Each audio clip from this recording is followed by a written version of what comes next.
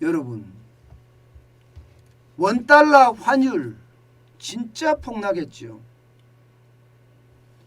하루 하락폭이 21원 50전입니다. 엄청납니다. 2020년 3월 이후로 2년 만에 가장 큰 하락 낙폭을 기록을 했습니다. 와, 이렇게까지 떨어지리라고는 어느 누구도 상상하지도 못했을 겁니다. 그만큼 말입니다. 하루 동안에 떨어진 이 그래프를 보면요, 그야말로 우수수 와르르 떨어졌다는 표현이 맞습니다. 예.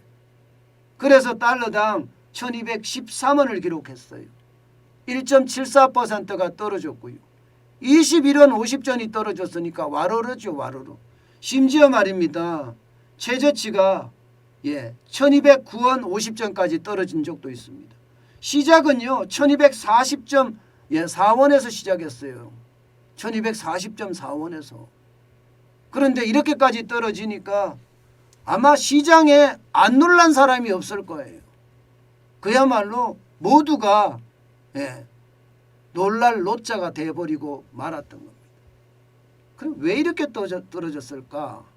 일단 전문가들은요, 한꺼번에 이 호재라고 이야기해야 되나요? 환율에 비해서는.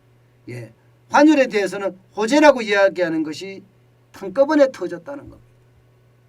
당장 미국의 금리 인상만 하더라도 이게 환율에서는 악재거든요, 사실상. 왜냐하면 미국의 금리를 인상을 하면 달러를 빨아들인다는 건데, 달러를 빨아들이면 공급이 줄어든다는 이야기잖아요. 그러면 원화 입장에서는 악재인데 이게 호재로 작용을 했어요. 왜냐하면 불확실성 해소됐다고. 게다가 앞으로 금리 6번 더 올리겠다 이런 이야기까지 하고 5월부터는 양적 완화까지 하겠다고 이야기하니까 그래? 이제 불확실성 완전 해소됐네. 이렇게 이야기하면서 오히려 올라가는 원화 가치가 올라가는 쪽으로 작동이 됐습니다. 여기에다가 우크라이나와 러시아의 휴전협상, 이것도 진척이 많이 되니까 이것도 말입니다, 결국은 원달러 환율에는 원화가 강세가 되는 그런 모양새를 가질 수가 있었습니다. 이 말은요, 기본적으로는요, 휴전협상이 빨라지면 빨라질수록 그만큼 원화 강세 요인이 된다는 이야기죠. 게다가 세 번째는 러시아가 부도를 모면했다는 것. 모면했는지 안 했는지 아직 정확하게 이게 드러나고 있지는 않지만 분명한 것은요, 달러 표시 국채에 대해서 이자를 상환했다 이렇게 이야기를 하거든요. 그런데 안 받은 나라들은 전부 나는 안 받았는데 이렇게 이야기는 하고 있어요. 그러나 시장에서는요, 일단 해결을 했다 이렇게 지금 보고 있는 게 정답인 것 같습니다. 게다가 국제유가는 완전히 폭락하고 있습니다. 국제유가가 140달러까지 가다가 지금 100달러 밑으로 내려갔잖아요. 그러니까 대한민국 환율에는 호재가 되는 거죠. 물가의 인상폭이 그만큼 줄어들 수 있으니까 말입니다. 여기에다가 중국의 도시 봉쇄령, 이게 코로나19가 재확산하니까 중국은 지금 줄줄이 도시를 봉쇄하고 있거든요. 그런데 이 상황이 오히려 말입니다, 기름의 소비가 줄어들고, 기름의 소비가 줄어드니까 기름의 수요가 떨어져서 결국은 유가까지 끌어내리고, 유가를 끌어내리니까 우리 원화 가치가 오히려 올라가는, 환율은 폭등하는 거고 원화 가치도 올라가는 그런 상황이 지금 발생이 됐다 이렇게 해석을 합니다. 그렇지만 진짜 시장은 알다가도 모른다는 게 딱 여기서 우리는 알 수가 있을 것 같습니다. 이게 진짜 많이 떨어졌을 때 2021년 1월 달에는 제가 달러를 사라 이렇게 이야기를 계속 했거든요. 그때 많이 산 사람들은 1080, 한 6원, 7원, 8원, 좀 많이 갔으면 1090원까지 이렇게 샀을 겁니다. 그런데 팔 때는 1250원 돼서 판다고 이야기하는 사람들이 많더라고요. 그래서 제가 그때는 어떻게 이야기했나 하면 파실 분들은 파시라고요. 제가 파는 것까지 이야기는 못 해드린다. 이익은 그만큼 났으면 파실 분들은 파시는 게 의지다. 그러나 내가 위험을 회피할 수 있는 수단으로 가지는 사람들은 그냥 가지고 있는 게 낫지 않겠느냐. 이런 말씀을 제가 드렸습니다. 그러면서 원달러 환율에 대한 어떤 이 뭐라고 그럴까요? 변동성 제가 굉장히 충고를 많이 했던 것으로 생각합니다.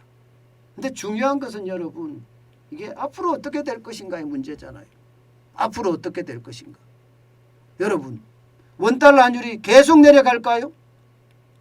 저는요. 미국이 금리를 앞으로 6번 더 올리겠다.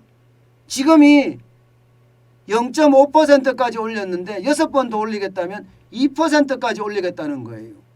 실제로 나오는 건 뭐 1.9%까지 올리겠다 이런 말도 나오는데 2%까지 올린다는 이야기는 그만큼 달러를 계속 빨아들이겠다는 거잖아요.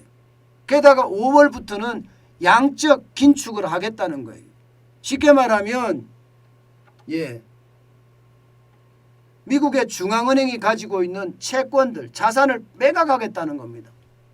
매각의 양이나 속도나 여기에 대해서는 아직까지 분명하게 이야기 안 했지만 5월 FOMC 그러니까 공개시장위원회에서 이야기를 하기로 했다고 하죠. 그러면 굉장히 빠른 속도로 시장에서 달러를 빨아들일 겁니다. 이렇게 되면 달러의 어떤 양이 줄어들잖아요. 달러 양이 줄어들잖아요. 그러면 원화는요. 저는 더 가치가 떨어지리라고 생각해요. 환율이 올라간다는 뜻이죠. 혹자들은 이렇게 이야기합니다.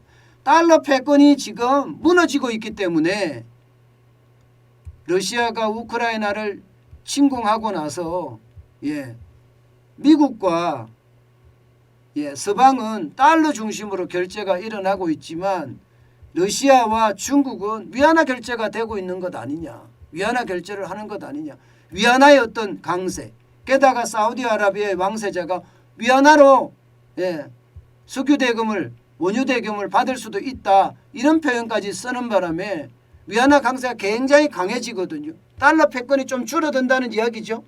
그래서 원화에 대한 어떤 하락이 더 이상 일어나지 않는다. 이렇게 이야기하지만 저는 꼭 그렇게 생각하지 않습니다. 시장이 갑작스럽게 그렇게 달러 패권이 무너지거나 그렇게 변할 가능성 저는 그렇게 많지 않다고 보거든요. 때문에 원달러 환율은요. 앞으로도 변동폭은 굉장히 클 거라고 봐요. 그렇지만 이게 1,100원대로 안정이 된다. 1,100원대로 안정이 된다. 그렇게 보기에는 좀 다소 무리가 있다. 이렇게 봅니다. 이렇게 봅니다. 그만큼요. 상황이 지금 그렇게 썩 좋지는 않다. 이렇게 생각을 하고요.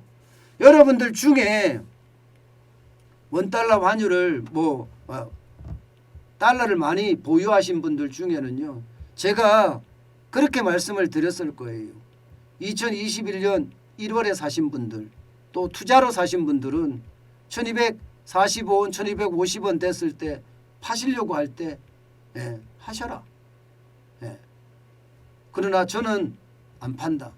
그렇게 말씀을 드렸습니다.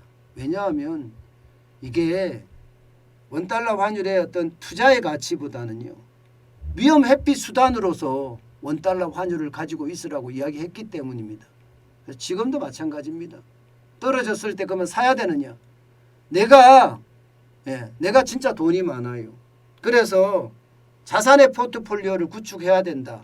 이러면 여러분 달러를 사서 자산의 포트폴리오를 구축하면서 이게 인플레이션에 대한 해지 또 위험에 대한 해지 이것을 하시라는 거고요. 또 내가 꼭 필요해요. 내가 꼭 필요해. 예를 들어서 내가 해외여행을 가는데 필요하다. 아니면 자녀들이 해외에서 공부를 하고 있는데 필요하다. 이러면 사시라. 저는 그런 말씀 항상 드리고 있습니다. 늘 여러분 제가 원달러 환율을 보면서 말입니다. 느끼는 감정은 그래요. 워낙 변동폭이 크고요. 또 시장은 예측하지 못하는 방향으로 흘러가기 때문에 늘 대비하고 있는 것, 그 어느 때보다 중요하다. 이 말씀 다시 한번 드립니다.